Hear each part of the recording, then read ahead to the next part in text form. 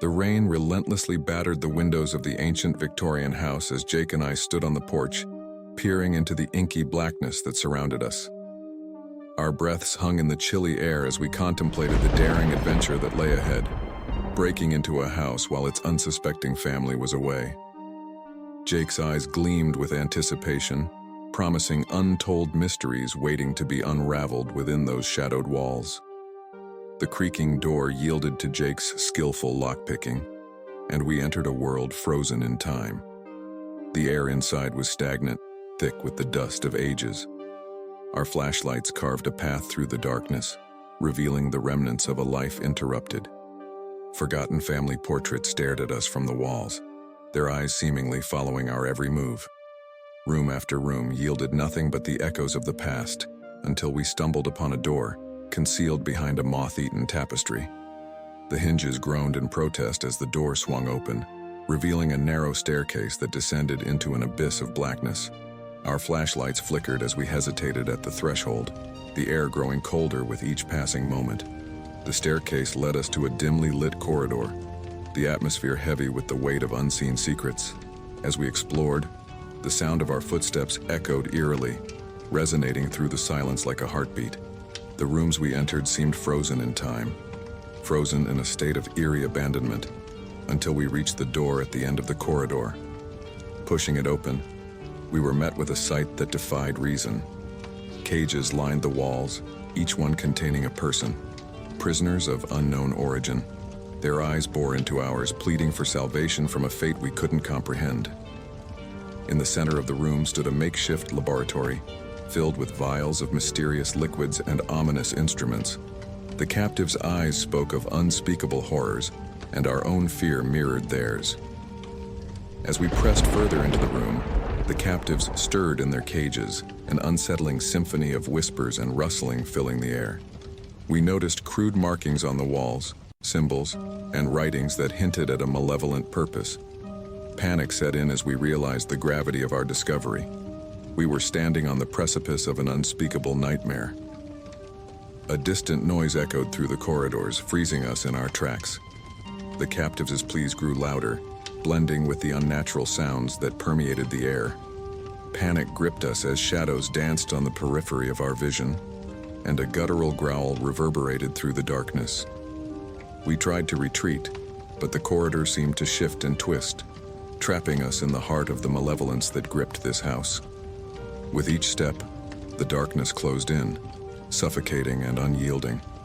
We were ensnared in a nightmare of our own making, the captives' cries merging with the haunting melody that filled the air.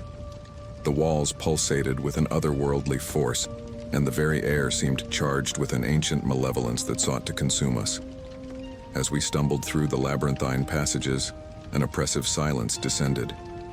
The captives' eyes followed our every move, filled with a silent understanding of the horrors that awaited us. We were prisoners in a house that defied reason, entangled in a web woven by forces beyond our comprehension. The last thing I remember before the darkness claimed us was the sensation of unseen eyes watching and judging, and the chilling certainty that we were not the first to uncover the dark secret hidden in the bowels of that accursed house. Our fate was sealed, entwined with the tormented souls who had preceded us into the abyss. The wind whispered through the trees as Emily and Mark set off on what was meant to be a blissful vacation, a retreat from the hustle of their daily lives. They found themselves in a quaint little town, nestled between rolling hills and dense forests. The air was crisp and the promise of adventure hung in every gust of wind. Little did they know that their picturesque vacation would take a nightmarish turn into the depths of the unknown. The sun dipped below the horizon as Emily and Mark strolled through the narrow cobblestone streets, hand in hand.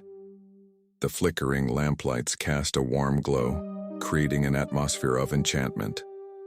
Unbeknownst to them, eyes watched from the shadows.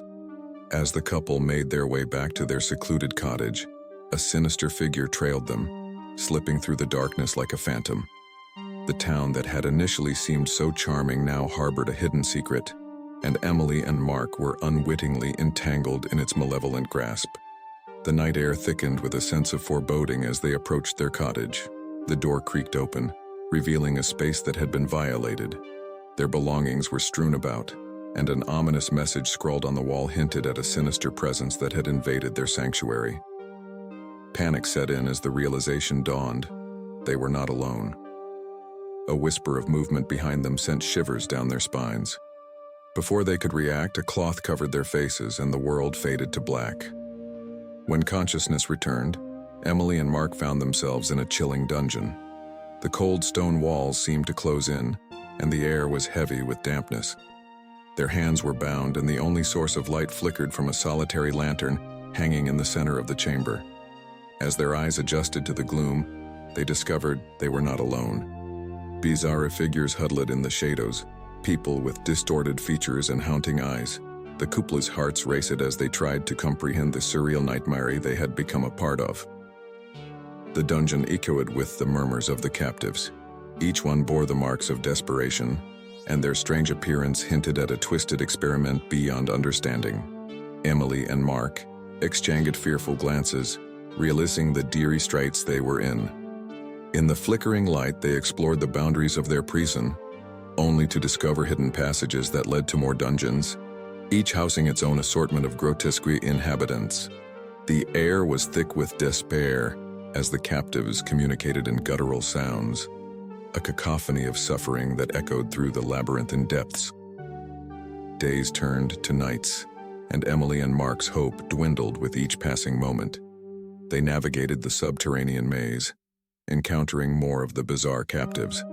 Desperation drove them to communicate with the others, but the language barrier made understanding impossible.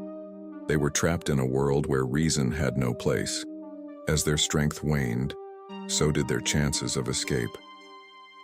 The labyrinth seemed designed to confuse and confound, a nightmarish puzzle with no solution. They stumbled upon chambers filled with ominous symbols and crude drawings, hinting at a malevolent purpose that eluded their comprehension. The eerie silence of the dungeon was shattered by distant footsteps. The stalker had returned. Emily and Mark huddled in a corner, their breaths shallow as the figure approached. A masked face emerged from the shadows, eyes gleaming with a malevolent satisfaction. The captives were at the mercy of a force that reveled in their torment. In the end, Emily and Mark became just another set of haunted eyes in the dungeon's depths. Their desperate attempts to escape were met with only more darkness. The dungeon claimed them, and the hidden secret remained, buried beneath layers of stone and secrecy.